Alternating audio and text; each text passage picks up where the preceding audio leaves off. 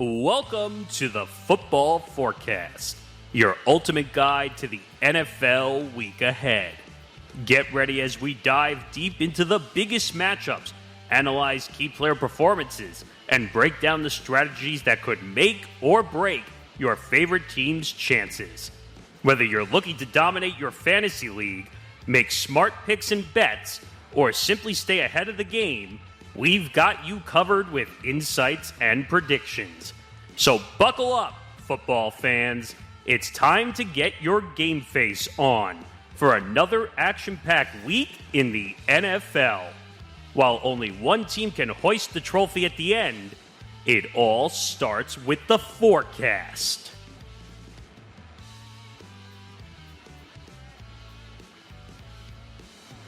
Yes. Welcome to the month of November, the month of decision here on the Football Forecast as we get you ready for Week 9 of the NFL season. Make sure to check us out across all social media at TFB Forecast ETB across all social media, Facebook, Twitter, Instagram, TikTok. And, of course, if you make sure to check us out on our YouTube channel at youtube.com/ETB Network, where we continue to grow there. If you are new, make sure to hit that subscribe button. Also, please leave us a like and make sure you have your notifications set so you never miss an upcoming show or live stream or anything here with the ETB Network. And if you can't watch us, if you are on the go or you prefer to listen on the audio side, you can listen to the Football Forecast wherever you get your favorite podcast. And the Football Forecast and the Empty the Bench Podcast Network is presented by Playback. Stay tuned later on in the show for more about Playback. And the odds that we use here for the Football Forecast are presented by Novig. Sports fans, Novig is flipping the betting game on its head. It's America's #1 sports prediction market, available in 35 states, including California, Texas, Florida, and New York. On Novig, you're 10 times more likely to win than with a traditional sports book because you're not betting against the house. You're playing against real users. It's the only free exchange where you keep 100% of your winnings. Download the app today. Sign up with the promo code ETB Network. That's ETBNETWORK. And you'll score 1,000 Novig coins plus $5 Novig cash. Plus, spend $5 and get $50 in bonus coins. Must be 21 or older. Gamble responsibly. Gambling problem? Call 1-800-GAMBLER. Well, guys, as we get you ready for Week 9, as this is the first football, as much as this is the first football forecast in November, it is also the last one before the trade deadline, which will come up this Tuesday at 4 p.m. Eastern. And I bring that up because we may be seeing some guys playing to be dealt to different teams. And one thing that did transpire on Friday that may have an impact on the trade market is what happened down in Miami with Dolphins general manager Chris Greer mutually agreeing to part ways, that famous phrase. And also, and it was also determined that Mike McDaniel, the head coach, will finish out the season there in Miami. So real quick, before we get to our picks, Nick, what did you make about all this? Is it really a surprise that they mutually agreed to part ways? He got fired. Let's just admit, let's call a spade a spade. He got fired. Yeah. I'm just curious to see the timing of all this is interesting to see now if it opens up the possibility that a lot of guys get dealt between now and Tuesday for the Dolphins. We heard some guys being rumored like Jalen Waddle, then the Dolphins refuted that. But now with an interim GM running things, I wonder what that's going to be. And Mike McDaniel, I think, it's inevitable he'll be gone at the end of the season, unless the Dolphins, of course, reel out a couple of wins in a row here. Tom?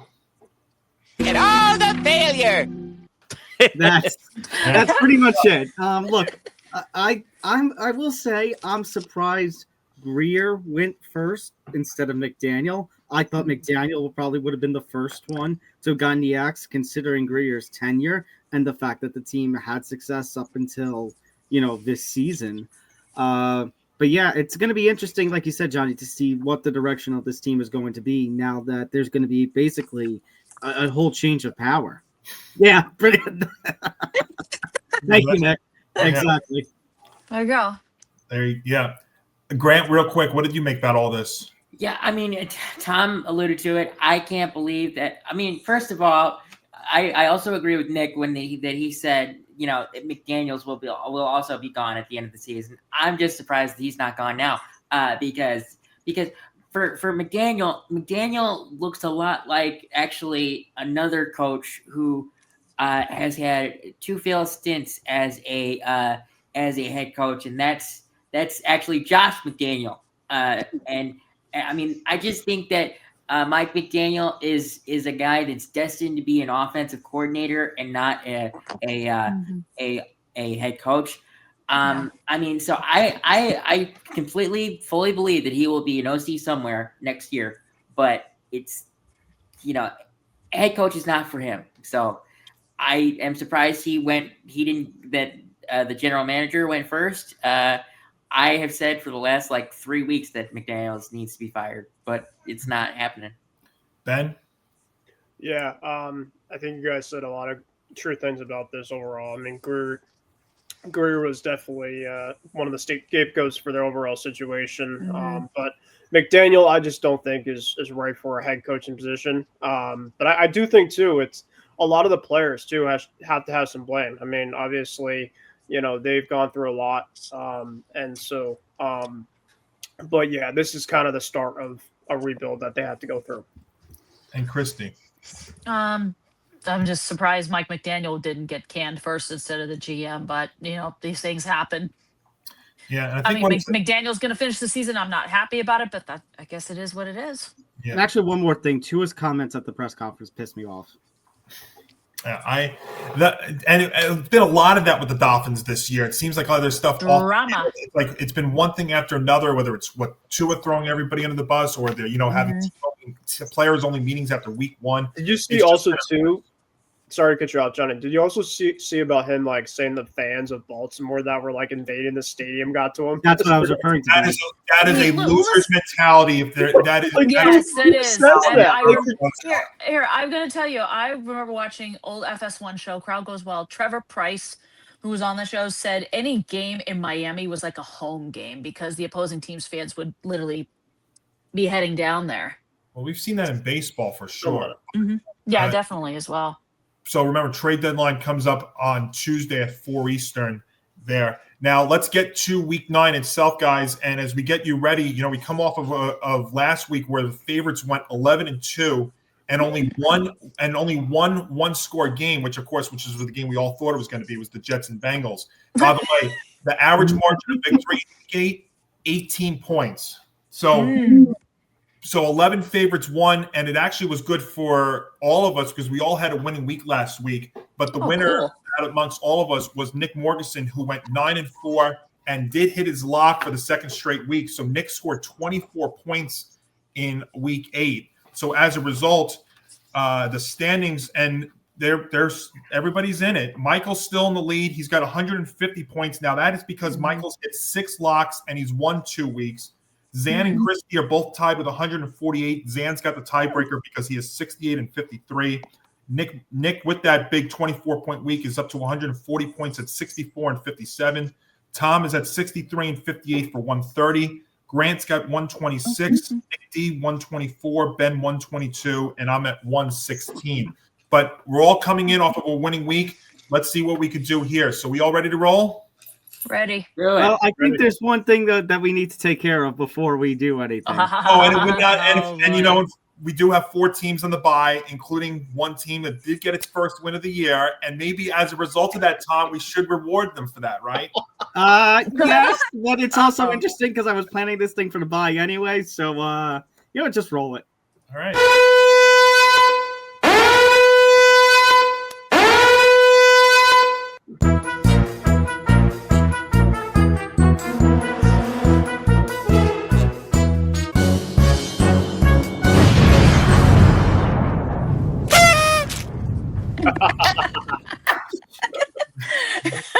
Well, I was planning that already because of the bye week, but you know what? You get a little confetti. Yay, you won a game. Yay. Congratulations. I thought Good part luck of the if you video, win 3.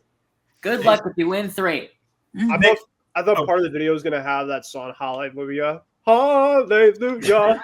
I still think the Angel song for the last couple of weeks was still the funniest thing, though. Yes, that was funny. We have to go back overseas, and by the way, we'll have back-to-back overseas games. Oh, don't remind me. Not in London, in Berlin and Madrid. But let's Excuse me. But let's do this here, guys, for week 9 in the NFL. And Grant, we'll start with you. Our first fast track game of the week is a big one for you, and it features Spiro Adam and Aditi on CBS with Caleb Williams and the Bears against perhaps Joe Flacco and the Bengals. He's officially questionable, but the Bears 2.5-point favorites and the total at 51.5. So the second of 4 games that have totals over 50 this week. Damn, I didn't know that. Wow, that's a lot for over 50. But okay, so oh my God. So here's the thing. I mean, Joe Flacco is 40 years old and he has no mobility. So the Bears defense better get at least 3 sacks on him on Sunday. But also Tyreek Stevenson is coming back, and that is really big because in the last 3 weeks, I think I read somewhere that Jamar Chase has had like 54 receptions, and we need to limit him to like 8 to even have a chance, because if Joe Flacco is playing, Joe Flacco throws to him at least 10 to 12 times a game. I mean, he had 16 2 weeks ago, or was that last week? I think that was last week. Yeah, I think it was last week. But I mean, and Trey Hendrickson is doubtful, so that's going to help us on offense. But I'm going to take the Bears to win. I mean, but I could see it going either way. I am not. I want them to win, but I'm not that confident. Yeah. All right. So you're going to take the money. Ben? I'm sorry, Grant, but I hate this game. This is a. I don't blame you. This is a degenerate gambler game. Yes. I have to say one. Really? Yes. I don't stay away agree, game. But The Bears are currently without one of their top offensive playmakers, and DeAndre Swift for this weekend. That's a really big part to their offense. And his backup will be fine. That's one thing that the Bengals defense is just brutal, regardless. The Bengals, I mean, no offense, Nick, but if the Jets put up 30-plus points against the Bengals defense, I think anybody can really put up massive numbers. I agree. They are putrid. They are awful. And however, the Hendrickson Bears are most likely out. That's going to be huge. The Bears are also such a weird team recently, consistently, so I'm going away from the spread line. I'm going to take the under. I don't really like specifically either team, either of this one. However, I think under after the Jets scored. That doesn't mean anything.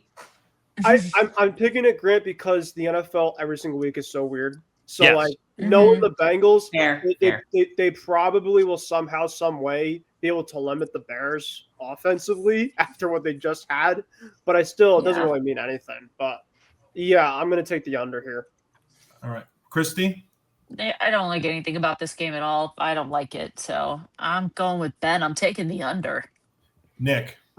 So instead of don't disrespect the Bengals, I am disrespecting the Bengals. But I would, because I don't trust them generally. But I'm in the Ben mindset here, where the spread is just way too high. Because again, even if Flacco plays, it's questionable at best. And there's a ton of injuries in the receiver front for Chicago. Also, which is questionable to me too. They're all fine. They're all fine. They're full. But they're not 100% healthy though. Not burden. So I'm taking the under, like Ben is too, just because I don't think these teams are not going to hit 50 points combined, just because of the way they are. So under. It. Yeah. So this would be a stay away game if you were doomed by the spread. I don't think this would be the degenerate gamblers game, but as far as this one goes, I am going to take the under too. And it's easy to take the over and think this game is going to get loose because of both teams' defenses, but I have concerns about both teams' offenses, really. Yeah. When I'm watching the Bears last week, Caleb Williams is still holding onto the ball for too long. And as far as the Bengals go, I really don't know how healthy Joe Flacco is. And if Flacco doesn't play, that means Jake Browning's going to play. And we all know how much of a downfall that is. So I think that does lead to a lower scoring game. If I was to take the spread, I would actually take the Bengals. But I'm not comfortable doing that, so I'm more comfortable with the under. And one thing, too, really quickly, and Grant, correct me if I'm wrong, but hasn't the Bears' offense been really struggling in the red zone? in terms of kind of a massive aspect in their offense. No, you're right about that. So, I mean, that, like in any case, I mean, that kind of should have warned you to take the under if there's not going to be a lot of touchdowns. And Tom. All right. I think Ben and company have convinced me enough because honestly, I was going back and forth because obviously you guys mentioned the Jets game last week and how both teams ended up scoring near 40 points. But obviously there's the concern about Flacco. And then the Bears offense is just untrustable. So you know what? Ben, Christy, Nick, Johnny, you've all convinced me. I'm going to take the under as well. Let's go. Yeah. Let's do it. Let me just correct myself. This is the second of 5 games this week that have a total of at least 50. And, of course, I went over in the first game on Thursday night and missed it. That means I took the under here. That means this game will go over. By the way, the other guys, Zan and Michael, also taking the Bears, and Nick D is going to take a completely different avenue. He's going to take the Bengals, so he would take the avenue that I would take there in Cincinnati in Game 1 on Sunday. All right, next game, and let's see. Let's go to Christy here. Christy, big NFC North showdown with Kevin Burkhardt, Tom Brady, Aaron Andrews, and Tom Rinaldi on Fox as J.J. McCarthy returns for the Vikings. He takes on Jared Goff and the Lions at Ford Field, and the Lions are 8.5-point home favorites. Well, I mean, the Lions are pretty explosive. I mean, sure, the Vikings have Justin Jefferson, but J.J. McCarthy's coming back after having been out for a while with an injury. So if I had to choose, I'm probably going to go Lions, take the money. Nick? Yeah, I'm taking the Lions too. I don't know what to expect out of J.J. McCarthy coming back after missing, 3 to 4 weeks? Right on there. 6. So, and also... 6, sorry. 6? Okay. So that makes my point even better because he's been out so long and he just he didn't look good when he was on the field originally, which kind of scares me. Their offense is a little bit iffy at best. The line is big, but I like the Lions here. Take them on. Yeah. Three words: Sonic and Knuckles. That's the reason why I love the Lions. And Jared Goff's completion percentage, he's playing outstanding. And J.J. McCarthy's played 1 solid quarter in his NFL career so far. There have been great quarterbacks that have been able to expose the Lions defense. McCarthy's not on that level though yet. So I'm going to take the Lions. Tom. Sorry, JJ. Sorry, Vikes, but the Lions are living up to everything that I thought they were, even with the departure of Ben Johnson in the offseason. I think this team is phenomenal. And, Johnny, I think Sonic and Knuckles are going to have a spectacular day this coming week. I am taking the Lions. Take that money. Grant? Thank you, Johnny, for putting me through the 1 quarter of pain sentence. I didn't want to do that to you. It's just in relation to this picking this game. Oh, wow. But no, I mean, you have to put it in perspective. There's multiple things with JJ McCarthy. Anyone that comes back from an injury has a dud of a game, and this is not the game to come back for. This, I mean, if JJ McCarthy was to come back for a game and win like in good fashion, he'd need to play like the I'm sorry, but you need to play the Jets. To actually look like a franchise quarterback. Oh. And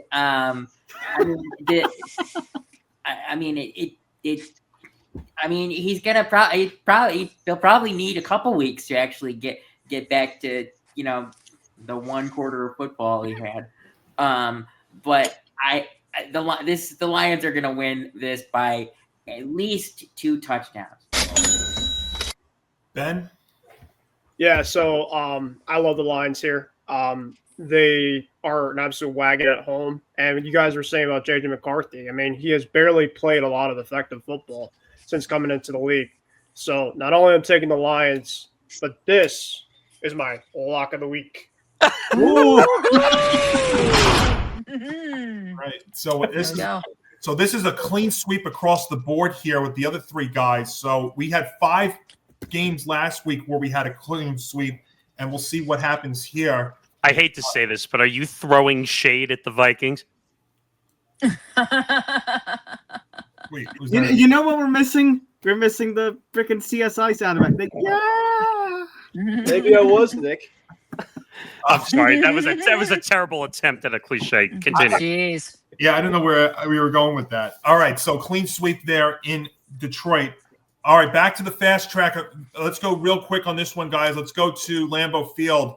Adam Amin, Greg Olson, Pam Oliver special on Fox as Bryce Young and the Panthers take on Jordan Love and the Green Bay Packers. The Packers are 12.5-point favorites, and I'm going to go here first, and I am going to lay all 12.5 points. No problem. Give me the Packers.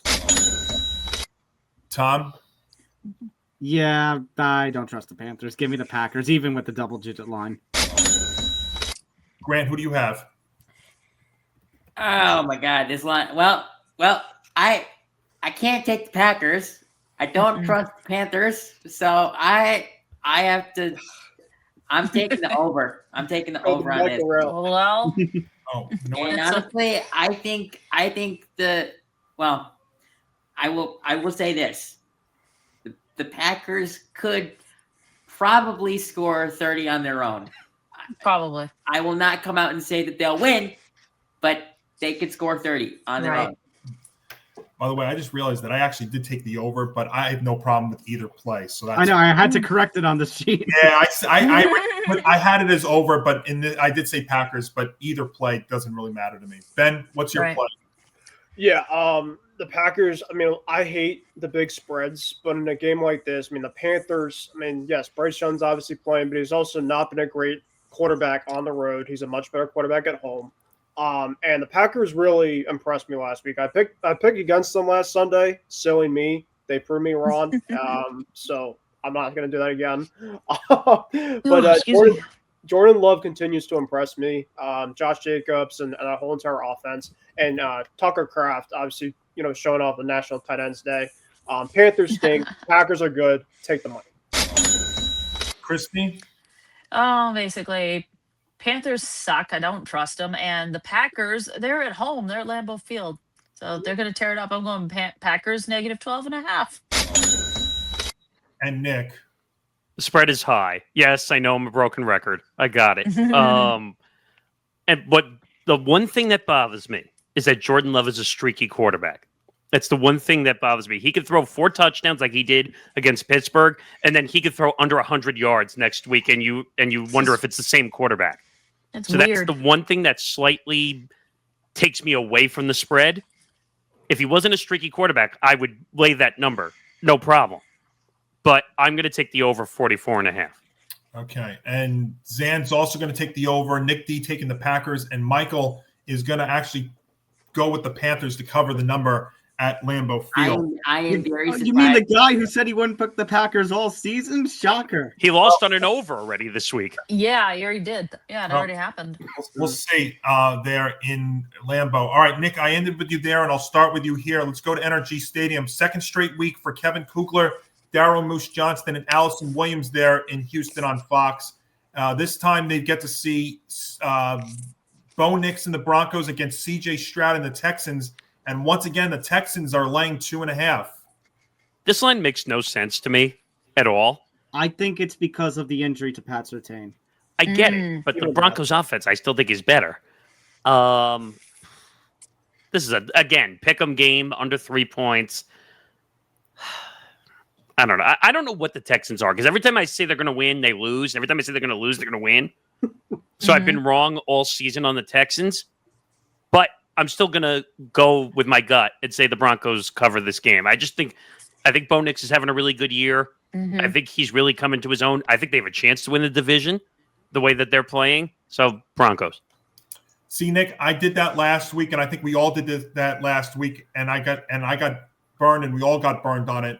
I'm not falling into that trap again, though. I actually am going to take the Texans this time and lay the 2.5 points. And yeah, the Pat Surtain injury is a very big deal because I think what that does now is it allows the Texans to have the edge at cornerback too with Derek Stingley Jr.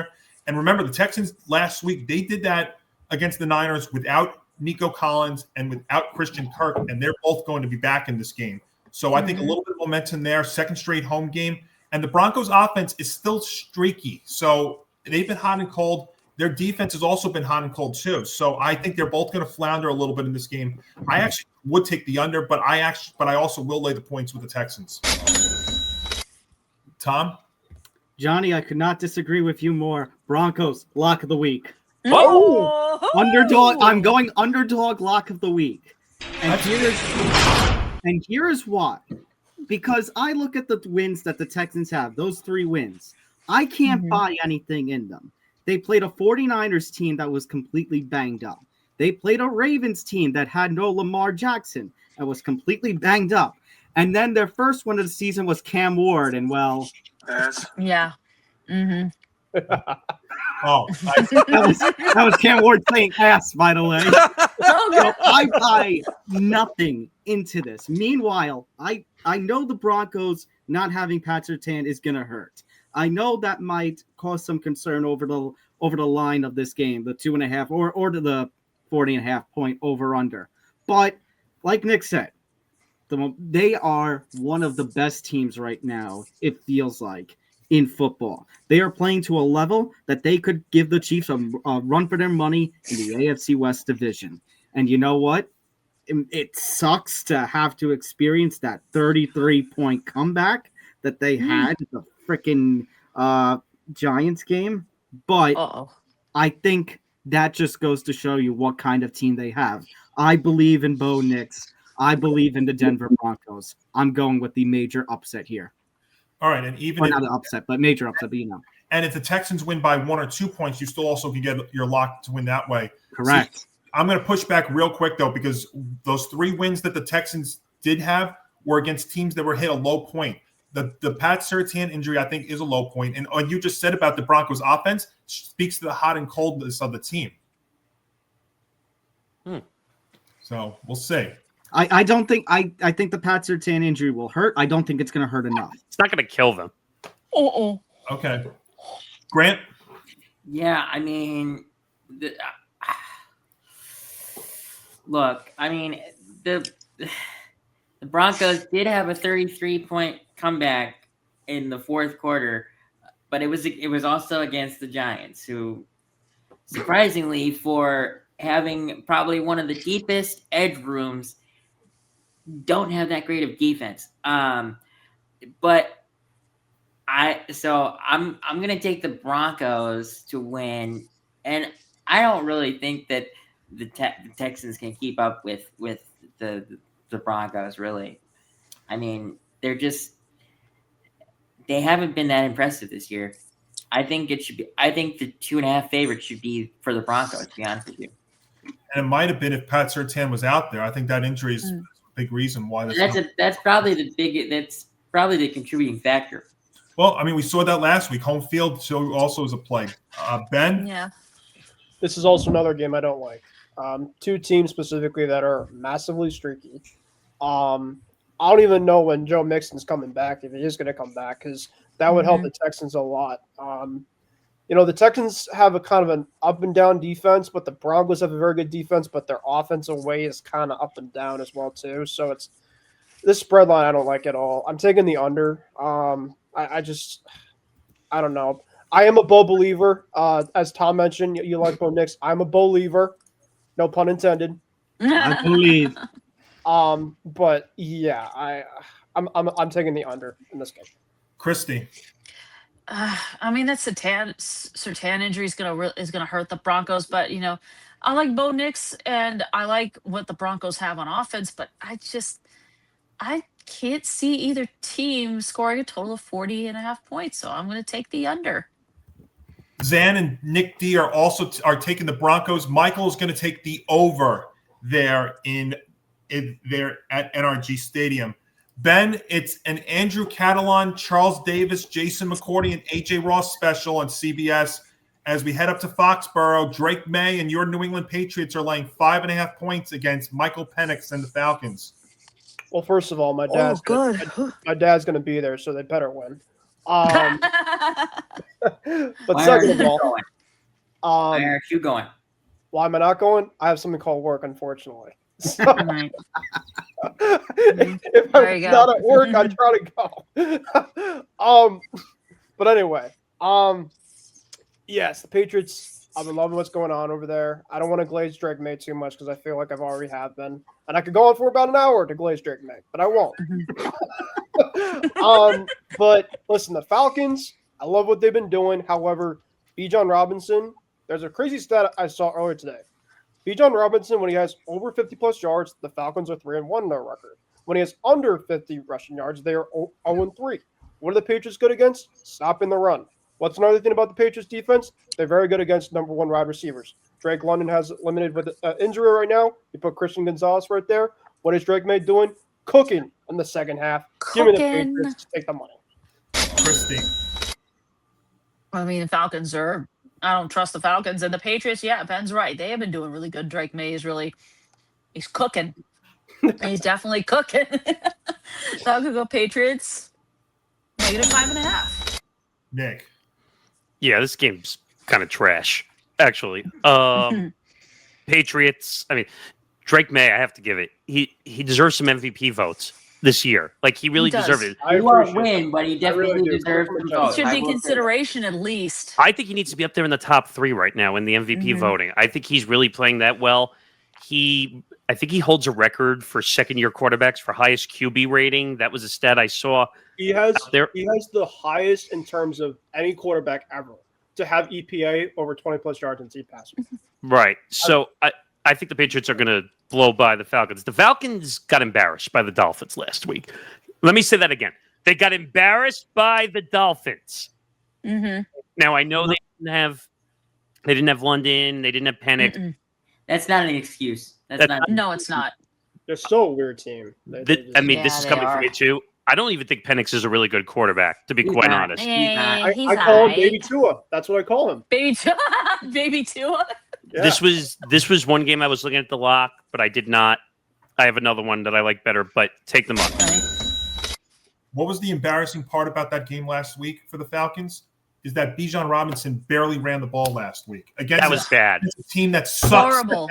I lost one of my Novig plays because of that. And I had my lock of the week was in that game last week. It was because I thought Bijan Robinson was going to have a field day. Yeah, everybody did.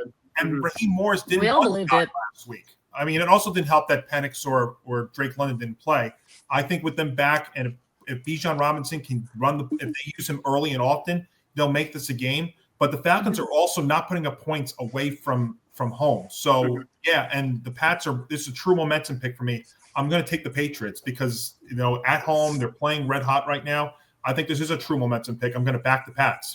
The highest number, by the way, because I was doing some scouting about this game, the Falcons' highest points on the road is 20 points. I think the Patriots specifically, if they can limit turnovers by at least one or less, the Patriots are scoring more than 20 points with the way they're playing. Yeah, and Ben, the Pats haven't allowed more than 20 points in a game since week 3, and they've not allowed a running back to rush for more than 50 yards all season. Huh. Big deal. Okay. Crazy. Tom? Mm-hmm. Yeah, I don't know what to think about this game. Especially like you said, after the Dolphins just absolutely embarrassed the Falcons last week. It frustrates me. Again, just when I think all hope is coming back to the Falcons with the way they're using their talent, we're right back to square one. We're right back to Arthur Smith last year. Same old song and dance as Aerosmith once sang. So you know what? I'm going to go on Ben's analysis. I'm going to, he pretty much said it about the run defense stopping Bijan Robinson, and the Falcons offense is just going to sputter again. And, well, for the sake of Ben's dad, I hope they win this game. So give me the Pats. Thank you. And Grant. Yeah, I mean, everything you guys have said about the Patriots is completely true. And Ben, you'll really like this. I'm going to take the Pats, but I'm also making this my lock of the week. Let's go.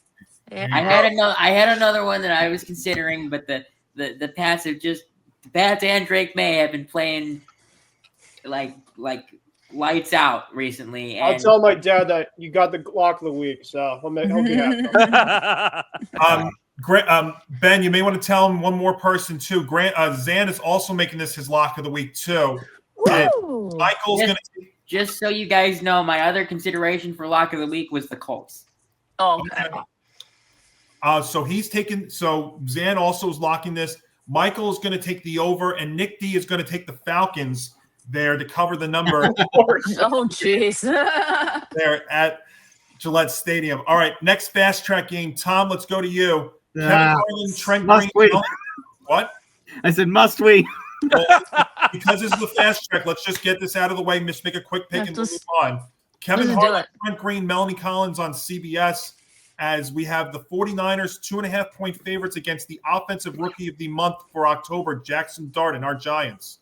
I love Jackson Dart. I love the fact that he's rookie of the month, but come on. The best part of the Giants offense is now gone. So the best two parts of the offense is now gone. Yeah. The Giants, the 49ers. Sorry, Christy. The 49ers have proven themselves to be a team that can go through injuries. The Giants can't. Give me the Niners. Oh, they didn't last week, though, Tom. They've done it before. Maybe not last week, but they've done it before. These are two teams that are – I'm going to go next, obviously. These are two teams that are a shell of their former selves. And as good as Christian McCaffrey's been, their running attack has also not been that great outside of the game against the 49ers. And also for the Niners, it's very hard to win the back end of consecutive road games, which they've had to do 3 times this year. This game screams under to the point where that's my lock of the week. Oh. Grant, fast track this one. What do you have? Yeah, I got you. Tom, you alluded to it. They've lost their entire offense. The 49ers will easily win this game. They could win this by 7 to 10 points. I completely believe that. Ben? I was when Tom was talking about Scottaboo and Neighbors being out, I was just thinking about that. The picture of the guy just kind of looking around, you know. Yeah, that's Dart. Yeah, that's him. That's the state of the Giants, unfortunately. Or it's when Will Smith is moving out of his Fresh Prince of Bel-Air house. Yeah. Where is everybody? Where is everybody? It sucks for them because those are kind of the two main guys, and Dart was really clicking with them. Yeah, I'm going to go with the Niners here. I just think that the defense is really going to rip up Dart without some of their top guys. All right, Christy? Well, if Scattaboo and Neighbors each weren't injured, I mean, heck, the Giants could have had their version of the triplets, the top QB, top wide receiver, and a really great running back, but Neighbors and Scattaboo are both injured, so I hate this spread. I really do. I'm going to go under. Ooh. All right, and Nick? Yeah. I could have gone either way with this game, to be honest. I could take the Niners, or I could take the under, because the Giants are a complete zero now on offense because they don't have their two massive weapons. And by the way, if I hear one more thing about turf, I am going to scream because that's all I'm hearing this entire week or two. Oh, it's the turf! It's the turf! It's the turf! The MetLife Stadium turf is cursed. Didn't happen in MetLife Stadium last week. That's what I'm saying. But people are screaming about the turf, and I'm getting annoyed about it. But I'm going to stick with the group. I'm going to take the Niners to cover. I just think, even though they're a shell, Mac Jones and McCaffrey, they'll find a way to win. Take them up. Well, they're also screaming about it, too, because it was Giants players that it happened to. That's what I mean. Right. Yeah. But, it's typical anti-Giants media. That's I agree. What it is. Overreacting. No, it's not overreacting, Christy. It's just anti-Giants media. We've heard this a million times in all the years. Oh, jeez. The other guys, Zan, Nick D, and Michael are also going to take the Niners there. So we'll see what happens there at MetLife. All right, Grant's not there. I was going to go to him next, so I'll go to somebody else. Ben, I'll go to you instead here as we go to Aqua Stadium. Iron Eagle, J.J. Watt, Evan Washburn on CBS as we have two division leaders battling it out. Daniel Jones and the Colts and Aaron Rodgers and the Steelers, and the Colts laying 3.5. And look at that total, 50.5. Oof. This is one of the games I do like. This is going to be a fun battle between two teams. I think Pittsburgh is trying to get their win back after what they had last week against the Packers. And the Colts, I can't really say much about them anymore. I feel like there's been a couple of times I'm like, oh, they're going to fall down, this and that. But I got to give props with Daniel Jones, man. I feel like the Indiana Jones hype is really real there. Jonathan Taylor is running like an MVP running back after what he had to go through with his injury. And, I hate to pick against the Steelers twice, especially at home, because they typically are a very good home team. But that defense is a mess right now. And that's kind of, I think, the factor of why I'm going to go with the Colts here at 3.5. I actually agree with Grant in terms of this was actually one of my considerations for my lock of the week. But I do think with the way that Pittsburgh tends to play here and there at home, I stayed away from it. But I'm going to go with the Colts here to lay the points. I just think the Pittsburgh defense is, I wouldn't say it's overrated, but they have a ton of injuries, and it's just, Grant. Yeah. I mean, surprisingly, both of these offenses are point scorers. I mean, Jonathan Taylor has scored 3 touchdowns in the last 3 games, and I'm not going to say that he's carrying the offense because Daniel Jones is still doing a very good, serviceable job. But I mean, I think the Steelers have scored, or the Colts have scored over 30 points in the last 3 or 4 games. And the Steelers are a pretty good scoring team also. And I hate that I'm saying that because I hate Aaron Rodgers. And I mean, I would not I would feel comfortable taking the point spread here, but also I did just the over under. I think that both teams could easily score 30 in this game. So I'm going to take the over on the Colts at the Steelers. Okay. Gonna get loose, right, Grant? I'm not saying it like that, but No. maybe somebody else might be doing that. Stay tuned. If Michael was here, for a fact would say it would. Yeah. No, both teams can really. I agree. They could each put up 30. I mean, could it get loose? I don't know. But I'm taking Colts -3.5. Here we go. Lock of the week. Oh, and the lock. Hey there. And lock. Damn, Christy. Wait until the last minute. I mean, why not? So I disagree partially with something Grant said. I actually think Jonathan Taylor is carrying the offense for the Colts. He's done most of the heavy lifting for this team. If he doesn't do what he does, I don't know if their record is where it is right now currently. Don't get me wrong. Indiana Jones has had his year, and I think that he's doing his job. And by the way, this goes back to a point I've made over the years about him between the Giants and the Colts. He has a better offensive line with the Colts, and that's why it gives him more time to throw the football.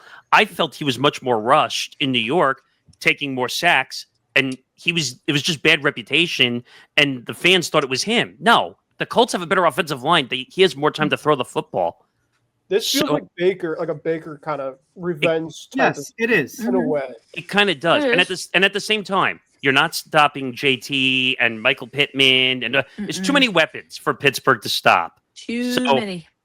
I don't like the over. Don't like the number. Going to stay away from that. But I am going to take the Colts, and this is also my lock of the week. Yeah, let's go. One quick thing about Danny Jones.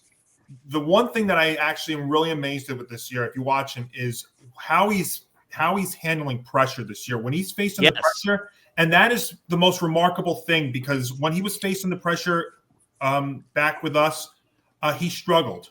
And I mean, this offensive line is still kind of similar to the one that he had when he took them to the playoffs a couple of years ago. But the weapons, he's got more weapons. I mean, he's got, like I said last week, Offensive Player of the Year, Comeback Player of the Year, MVP, Rookie of the Year, potential Coach of the Year, all in that team. Tyler Warren's been a stud. Yeah, he has been absolutely fantastic. And you know what? I know this is going to be a challenge going outdoors against that Steelers team, but that Steelers defense is not getting any pressure or enough of it, and they're not forcing turnovers to stay in these games. So is this going to be a test? Yes, but nothing is slowing down the Colts right now. And that's also because, and knock on wood, they have been very, very healthy so far too. So yes, I am going to take the Colts to win. And yes, Grant, you know what? There's another thing too. This game is absolutely going to get loose. I knew you'd say it, so I think this is like 31-20, 31-23 or something like that. But I'm gonna take the Colts. But I'll take the Colts. But yeah, I would also take the over. And Tom, I'm also going to take the Colts 3.5. There is one reason why I didn't join most of you on the lock train. And it's because I am a little nervous about this game more than the other one. And that is because this game is being played in Pittsburgh. Uh-oh. And the last time that Indianapolis beat Pittsburgh in Pittsburgh, Peyton Manning was still quarterbacking the Indianapolis Colts. Okay. Well, the thing though is, Tom, how many times have they played in Pittsburgh? Because I feel like the Colts don't go to Pittsburgh very often. So I don't think they do. I'm basically saying that I'm confident in the Colts winning, but you just never know with the Mike Tomlin magic in Pittsburgh. Okay. Fair. Just remember, we just had Jordan Love put up 35 against them last week there Oh, yeah. as well. So this is a potential to be a huge swing in this competition. Zan is also taking the Colts. Michael is joining Christy and locking the Colts.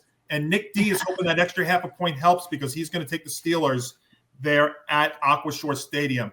All right, guys, next 3 games are true fast tracks, so we need to go real quick. Just give me a quick pick. Nick, we'll start with you. A Tom McCarthy, Ross Tucker, Amanda Balionis special on CBS as Justin Herbert and the Chargers lay 9.5 against Cam Ward and the Titans. Yeah. I mean, yeah. Toilet bowl game? Yeah. That's your toilet bowl game right there. Great sentence there. Yeah. You know what? I originally had the Chargers. I don't like the line, so I'm actually going to go with the over, 43.5, because I don't trust the Chargers as of late. So I'm going to go with the over. I hate laying this many points on the road, West Coast to East Coast. But I mean, this shouldn't even be close. I'm taking the Chargers. Tom? Ah, damn it! It was too quick. I was, you know what I want to play. You think you play first? Ass. Take the money. Grant, what's your play? I mean, the line is a little bit big for me, but the over is very small, but the Titans cannot score, and I don't know if I trust the Chargers to score 40 or 30. So, I mean, but I am gonna take the over on the 43.5 because it's too small. And I mean, if the Chargers can score somehow 28, which I think they can easily do, and the Titans score 15 to 17, that's fine. All right. Ben? I love the Chargers actually in this game. The defense for the Chargers isn't great, but the Titans are just that bad. They can't score at all. And Falcon fans got to look away because this is going to be 28-3 as my final score. Wow. Going that far, huh? Well, I don't like anything about this game. I don't like the over-under. I don't like the spread. The Titans are complete trash. I'm going Chargers cover. So, Christy, for you, this is the stay away alert. Yeah. Yes, it is. It is the stay away alert. Honestly, This is the toilet bowl game, pretty much. Wait, there might be next game might have that on it. This might be one of those games that if we talked about possibly next year, we don't touch. That's something. Right. I have that. I was thinking about that too. And yeah, Stan and Michael also are taking the Chargers, and Nick D is going to take the Titans there down at Nissan Stadium. Tom, a Kenny Albert, Jonathan Vilma, Megan O'Leary special on Fox. Tyler Shuck and the Saints that's Tyler Shuck making his NFL debut, and he gets to face the Los Angeles Rams at SoFi Stadium, and the Rams laying north of 2 touchdowns. I hate this game so much. I really, really hate it. I hate this line. I don't know how to feel about the Saints when you got the rookie, starting the shove, making the debut. I hate picking with this spread, so you know what? Screw it. I'm going to take the over. Grant? This is the toilet bowl of the week because now let me clarify here. I love the Rams are a great football team, but when a rookie quarterback is thrown into the woods against a team that has great defense, it just screams toilet bowl of the week. The Rams could with a rookie. The Rams could easily win by three touchdowns. Honestly, and honestly, that's why, because of the fact that they could win by 3 touchdowns, I am taking the over on 44.5. Okay, Ben. I hate this line. I hate it. It's way too big. Another thing too is the Saints have a rookie quarterback, and sometimes the rookie quarterback kind of just shows out like crazy. Right. That's like a showcase game. I don't think that happens this time. Oh boy. We'll have to see. And then the Saints obviously have guys like Olave, Shaheed, Kamara. A lot of guys are trying to prove themselves for the trade deadline this upcoming week. But I'm taking the over here. The Rams are just a very, very good team. They're a much better team than them, but too much of the line. Christy? Don't care for this either. I mean, but even though the Rams are the much better team, I mean, the Saints, you're putting in a rookie quarterback. All I can say is, good luck, rookie. You're going to get murdered. I'm going to take the over. Nick? Yeah, this is an obvious over. The line is insane to win by 2+ touchdowns. Oh, yeah. Matt Stafford is going to throw for 4 touchdowns possibly in this game or more, depending. This is an obvious over. Okay. See, it's funny. I'm not comfortable touching the total, but I'm comfortable with the spread. I'm taking the Rams easily to win and cover this game. Not even close. It almost would go under. I think this game has 31-10 written on it, but I'm more comfortable. But 31-10, what does that mean? Give me the Rams. So that's what I'll do. And Tom, I started with you, right? So you're good. Let me just take the other guy. Zan has the over, and Nick D and Michael are going to take the Rams to win and cover there there at SoFi Stadium. Christy, next fast track. Let's go quick on this one too.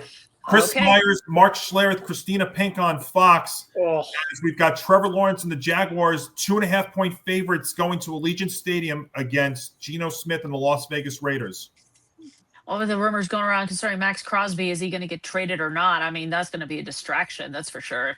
I'm getting no on that one, but I think Trevor Lawrence is probably he needs to have a good game here. So I'm going to go Jaguars -2.5. Nick? This game screams under.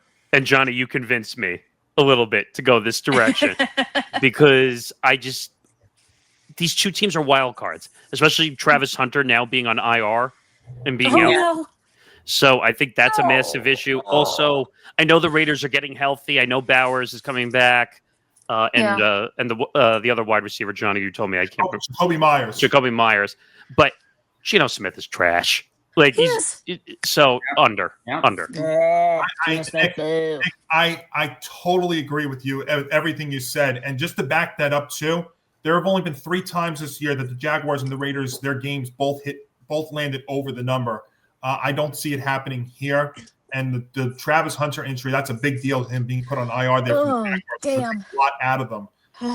So, yeah, I'm going to take the under. If I was to take a team, I would actually go with the Raiders. I really would, but I'm not comfortable doing that because the Raiders haven't shown me anything. Just take the under and go with it.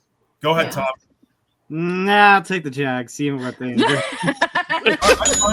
No hesitation there. You and I can both win that way. Grant, fast track. Yeah, I mean, I alluded to this when it was announced that Travis Hunter was going to play both ways in the NFL. It's gonna shorten his career. There's no way that he can have a long career with playing both ways of the football. With that being said, Geno Smith is trash. Jacoby Myers and Bowers coming back. They'll still probably need a week to get back to game speed. So as much as I don't like the Jaguars at all, I trust them more to win than a QB led Geno Smith. So okay, I'm going to take the Jaguars. And Ben. First of all, I was just going to say we've seen so many 2.5-point spreads this week.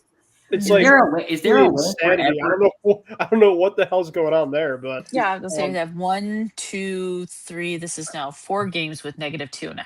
There's another one. There's 2 more coming up, up. but that's later on. Yeah. Is there a way for any spread to be even? No. No. Not really, no. Novik Doesn't look that do way to me. The book that we use does not do that. Regardless, I hate both teams. I mean, obviously without Travis Hunter, the Jaguars are not going to move the football. No. The Raiders have a putrid defense. Yes, Bowers is obviously coming back, but you don't know how he's going to be coming off of an injury like that. Taking the under. All right, he's going to take the under too. Zan is going to take the Raiders while Nick D and Michael take the Jaguars at Allegiant Stadium.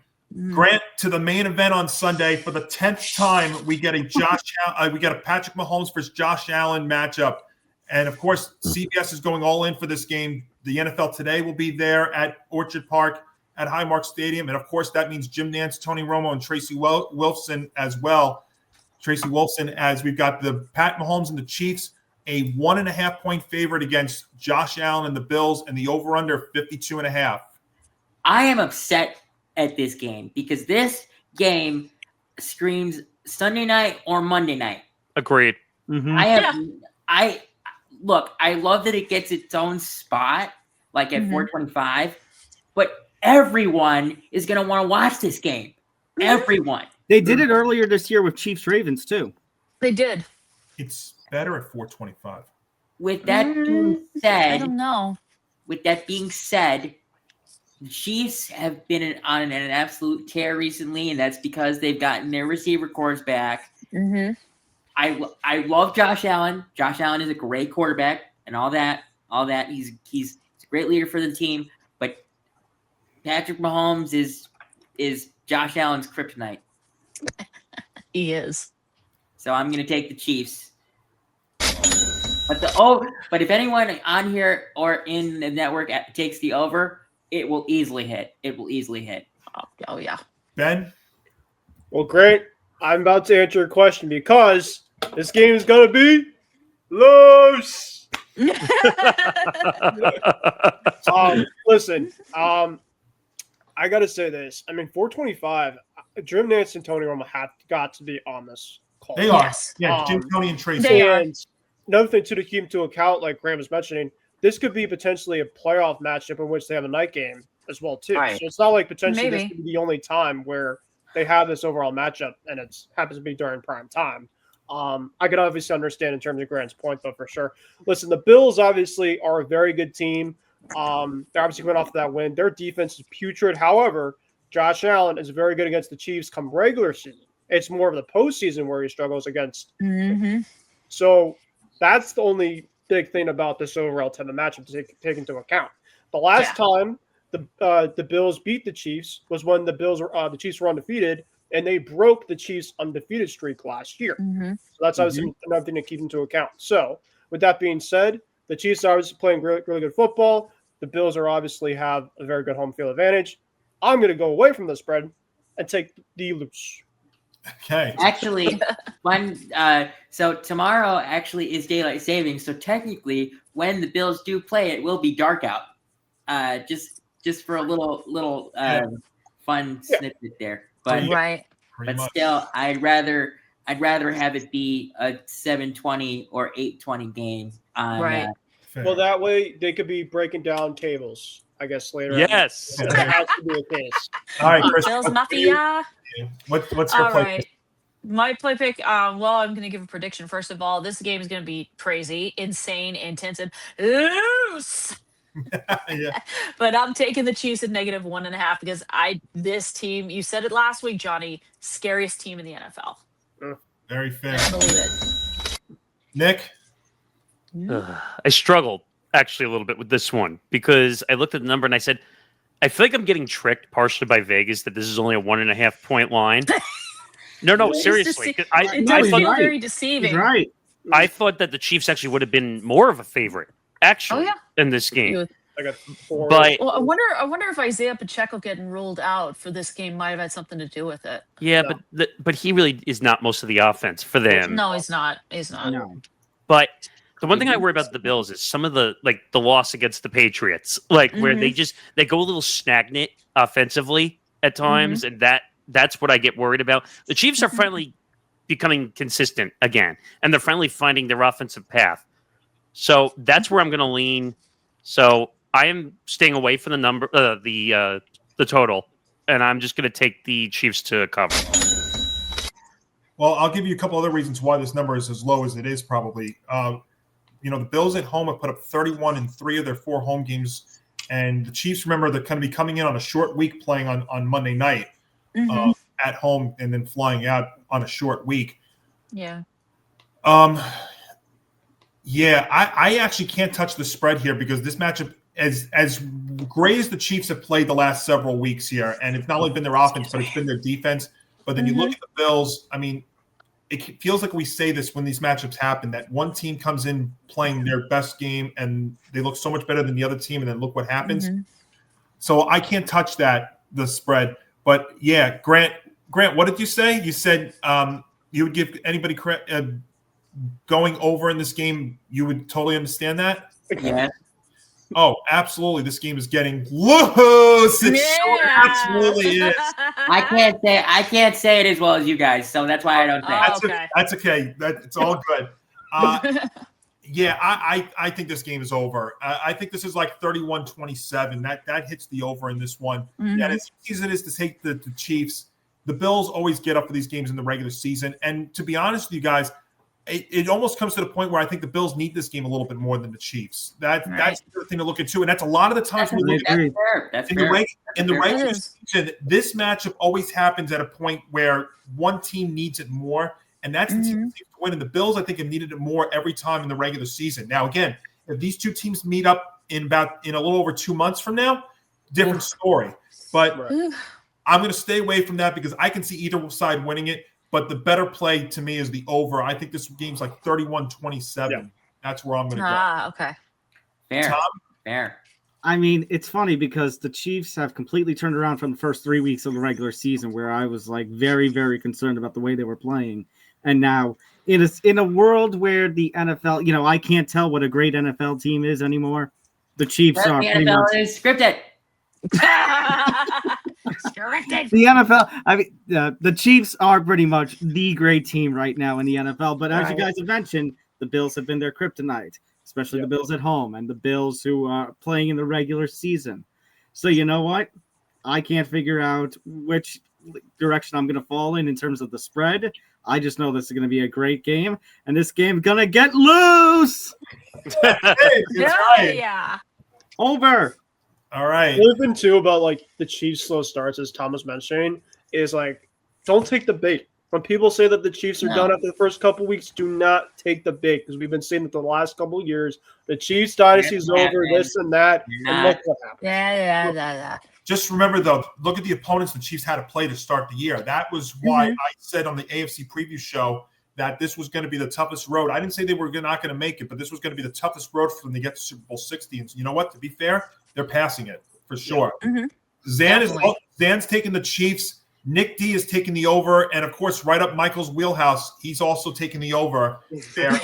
Loose, for sure. Hey, fans. Novig is here to change the way you play. Available in 35 states, including California, Texas, Florida, and New York, Novig is America's #1 sports prediction market, and it's 10 times more profitable than traditional sports books because there's no house edge. Instead, you're betting directly against other sports fans just like yourself. Novig is also the only free exchange, which means you keep every dollar you win, whether you're putting plays down on the NFL, the NBA, the NHL, Major League Baseball, college sports, or even UFC and tennis. Novig gives you the power to pick the best odds, or better yet, set your own. Sign up today with the code ETB Network, and you'll get 1,000 Novig coins plus $5 in Novig cash, and special bonus offers like spending $5 and getting $50 back. Novig, where fans play smarter. You must be 21 years or older to play. Please gamble responsibly. Gambling problem? Call 1-800-GAMBLER. The football forecast is presented by Playback. Watching sports is more fun with others, but we spend too much of our time watching alone. Playback is a virtual space where communities can stream live sports together, with everyone perfectly synced up. Creators can hop on stage, deliver their own play-by-play analysis and commentary, and invite viewers up for Q&A. Playback makes watching sports fully interactive and a social experience. From playing fantasy sports, repping your favorite players and teams, and watching with the commentators and communities you care about. Win or lose, sports are best enjoyed together. Join our community by going to playback.tv/ETB Network to find out more, including our live stream schedule. And now back to the show. And now time for Primetime Picks presented by Playback. Nick, we go to Mike Tirico, Chris Collinsworth, and Melissa Stark on NBC as we got the Seattle Seahawks and Washington Commanders at Northwest Stadium, and Sam Darnold's Seahawks are 2.5-point favorites. Seattle's had a really good year, like a fairly good year. Like, I didn't think Sam Darnold actually had it in him to be a good quarterback. Yes, I'm a Jets hater. I got it. But it's very Daniel Jones actually. Yes, it's kind of. I think he has a better arm. Works. I think he's got a better arm than Daniel Jones. I bet the Vikings are missing Sam Darnold right now. They are. They probably are. But also, McLaren is officially ruled out of this game. Also, which I think is a big deal. Yeah. Not having that weapon. I still think Jaden is not 100% healthy either. Because they said he keeps going back and forth missing practices also. So I don't think he's 100% healthy. I think this is pretty obvious, even though they're the road team. I'm taking Seattle. I think this is a clear-cut pick. Seattle's going to win. Yeah, one word to describe the Commanders this season, guys: undermanned. That's how you can sum up their year. Yes, Jaden Daniels comes back, but now Terry McLaurin is still out. And without a fully staffed offense, I think Jaden Daniels is going to have a very tough time going up against the Seahawks defense. Seahawks are top 10 in the league in points scored and allowed per game, and also ranked third in yards per play and yards per play allowed. And again, they love playing on the road. This is not a challenge for them to go out on the road and play this. And the Commanders' defense is getting worse by the week. I'm taking the Seahawks. Tom? Washington way too banged up, and one week it's Scary Terry, the next week it's Jaden. All of them are just completely banged up at this point, whether they're playing or not. And then you've got Sam Darnold, who's playing exceptionally well with the Seattle team that they have. I'm taking Seattle on this one, pretty clear. Okay. Grant? Yeah, I mean, look, Jaden Daniels is dangerous, but without his number one, he can be neutralized. And the Seahawks defense is very, very good, surprisingly. So I trust the Seahawks to win more than the Commanders. And yes, that might be a little bit of bias coming back from the Hail Mary, even though the Bears luckily beat the Commanders a couple weeks ago. But I still am haunted by that Hail Mary because the Hail Mary never works. Never works. Right. But it always seems to work against the teams I cheer for. So I'm gonna take the Seahawks to win and cover. Ben? Yeah. Listen, the Commanders, they kind of remind me this year of the 49ers from last year. The 49ers essentially were kind of a solid team, but they were banged up on a consistent every single week basis that they never found themselves in a rhythm, right? Terry McLaurin's obviously out this week. Obviously, like Nick was saying, we don't know if Jaden Daniels, yes, he's obviously back, but how is he going to be back, right? And then, listen, Sam Darnold has not been seeing ghosts yet so far this year, so I think that's all good and dandy against Seattle. So hopefully that's a good thing. So, with that being said, he has not seen ghosts. Seahawks have been a good away team. Let's take the money here. Are you saying that because you and I been dressed for Halloween? I didn't know Zach Wilson was here. Oh, Presence is still there. All right, Christy. all right. I'm not. I mean, the Commanders are banged up. There's no question about that. And the Seahawks are just better. Even with Sam Darnold as a quarterback, they're still better. So I'm going to go Seahawks. Take the money. Oh, this is an entire clean sweep across the board for the Seahawks against the Commanders. Woo! And Christy, I ended with you there, and I'll finish off the week with you here as we head to Monday Night Football on ESPN. Joe Buck, Troy Aikman, Lisa Salters, Laura Rutledge special at AT&T Stadium. We've got the Arizona Cardinals against Dak Prescott and the Dallas Cowboys. The question mark will be, is Kyler Murray going to come back, or is Jacoby Brissett getting another start there for Arizona? But we've got the Cowboys a 2.5-point home favorite, and the over-under 53.5. Well, the over-under looks too high to me, but in terms of the Cardinals, I don't think it matters which quarterback it is, whether it's Kyler Murray or Jacoby Brissett. It's been years since the Cowboys have beaten the Cardinals in the regular season whenever they've played against each other. Yeah, I did bust out the CD Lamb Funko Pop right here. So, but besides the point. The Cowboys, yeah, I mean, CD's back. He's doing his thing. I've been impressed with him. George Pickens, I would love for him to stay after this season because he has been doing really well. Dak's still doing his thing. He's definitely, I see him being talked about as an MVP candidate. I mean, I believe that he is a potential he could, but it's that defense that gives me complete pause here because I don't know. I mean, Trayvon Diggs isn't there. He's on IR. Like, no, he's not. He's just given up. But I'm going to. I hate the over, but I'm going to go Cowboys negative 2.5. Nick. So I did look it up. It does look like Kyler Murray was a limited participant in practice on the final day. So I don't think he's going to play. No. So I think Brissett is probably going to get that start for the third consecutive game. Yep. So, but believe it or not, I actually don't think he's a bad backup option. He's been playing better than Kyler He has Murray. he has been doing good. So that's why I'm not doubting if he's the starter then. So I think the number's outrageous. 53.5 points. That is outrageous. I hate that number. It makes me uncomfortable. So I'm staying away from that. But again, every time I say the Cowboys are going to win something, they literally make you say, How about them Cowboys? What? That's what they make you say every single time because they do something You go, dumb. what? Yes. But But this week, I'm going to take the Cowboys. I'm going to put some trust in Dak, even though it's going to come back and bite me and the Cardinals are going to win somehow. I am going to take the Cowboys to cover. Well, if the Cowboys lose, it won't be because of Dak. No. But Christy, let me just push back on you a little bit. Let me give you these numbers. These are the total numbers from the Cowboys teams this year: 44, 77, 45, 80, 59, 57, 66, 68. Oh man. And the Cowboys at home are averaging 41 points at home in 3 games this year. Jeez. Well, I should have more. I should have more faith in them if they're scoring that many points. Oh, by the way, this game's absolutely getting loose. Oh, that was what I should have said that too. Loose. Not even doubt. Yeah, there's not even doubt. This guy's gonna get loose. But I got to tell you, and Nick has made a great point. Jacoby Brissett starting makes things very, very interesting because Kyler Murray is 9-0 career at AT&T Stadium, and he was 22-2 against the spread as a road underdog. Yeah, the Cowboy defense is atrocious, but they're 3-0 at home. Yeah. But I just don't trust them.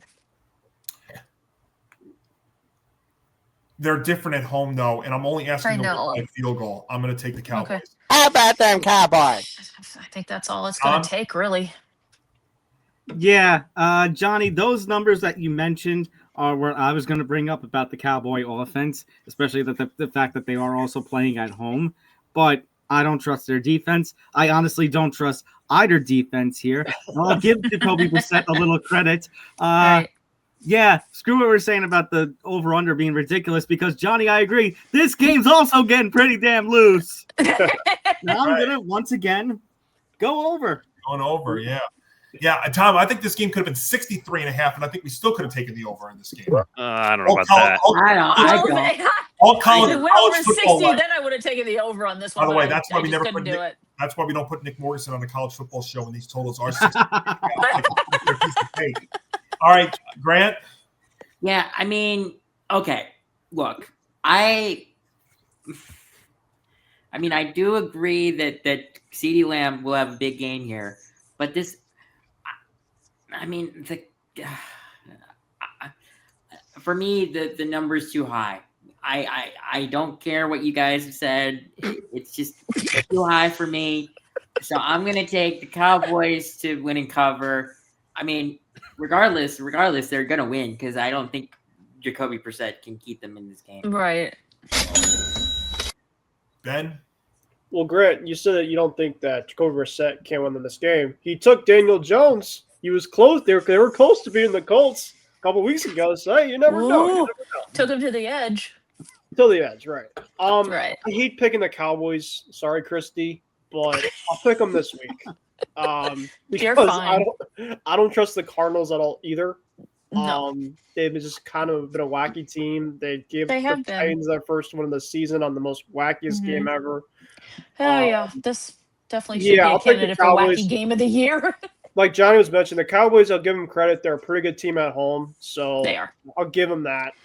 So I'll go with the Cowboys cover. And let's take our other guys to wrap up the week. Zan is also taking the Cowboys, and so is Michael. And Nick D is taking the over. So you know what- Yeah, No. okay. Okay, that means 27-25 Cowboys, and we all lose. Brandon Aubrey, I wouldn't be surprised if the score was that. Brandon Aubrey, game-winning field goal. We all lose. Yes. There we go. Yes, we that's the got kind to of keep year putting it respect is. on that man's name. But that will put a wrap on week 9 of the football forecast. So just, of course, your friendly reminders to check us out on social media, but also this as well, Gridiron Gurus, week 9 already. I still can't wrap my head around that. Grant and Michael crazy. will have Gridiron Gurus starting Sunday at 12 p.m. Eastern, and that'll lead into another full day of red zone coverage, which will feature those big games in the 1 o'clock window, and of course, Chiefs and Bills at 4 o'clock. And of course, like I said, check us out on social media, TFB Forecast ETB, youtube.com/ETB Network, where you can get all of our playback streams on there. Please check us out there. Please leave a like, subscribe if you're new, have your notifications set so you know when all of our stuff's going to be coming out. The football forecast presented by Playback. Again, a lot of streaming coming up. We know now the NBA is back and their big national TV and streaming deals. We'll have a lot of stuff coming up there. And the football forecast odds presented by Novig. So, guys, another week in the books. Ready for our first football in November. It's fun, man. I can't believe it's Let's November go. already. Jeez. I know. It's like feels like this year's been going by really quickly, and this season in particular is going really Yes, fast. but there is something that we have to consider. What? The football season itself goes by fast, but there is no off season for football. Never. That's true. No. There's always Never. some Never, there's always ever. some random football news, whether that's a player getting arrested or a player gets traded. I'm sorry that I mentioned it. And we'll be here for all of it for sure. And we still have another Or half like of the regular season to football go. player getting married, that sort of thing. Yes, we still have another half of the regular season to go and beyond. So for everybody here at the ETB Network, I'm Johnny Montalbano. Enjoy your weekend, everybody. Enjoy that extra hour or two this weekend, and we'll catch you all again next week.